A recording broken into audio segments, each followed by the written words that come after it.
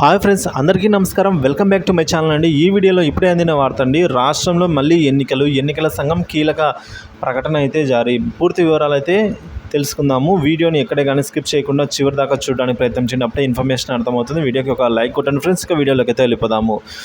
లోక్సభ ఎన్నికల అనంతరం దేశవ్యాప్తంగా 7 రాష్ట్రాల్లోని 13 అసెంబ్లీ స్థానాలకు జూలై 10న ఉప ఎన్నికలు అయితే జరగనున్నాయి. పార్లమెంటు ఎన్నికల్లో గెలవడంతో పలువురు ఎమ్మెల్యేలు శాసనసభను విడిచిపెట్టారండి. సో దీంతో ఆ అసెంబ్లీ స్థానాలు ఖాళీ అయ్యాయి. అదే సమయంలో కొందరు ఎమ్మెల్యేల మరణంతో కొన్ని అసెంబ్లీ స్థానాలు కూడా ఖాళీ కావడంతో ఉప ఎన్నికలు నిర్వహిస్తున్నారు.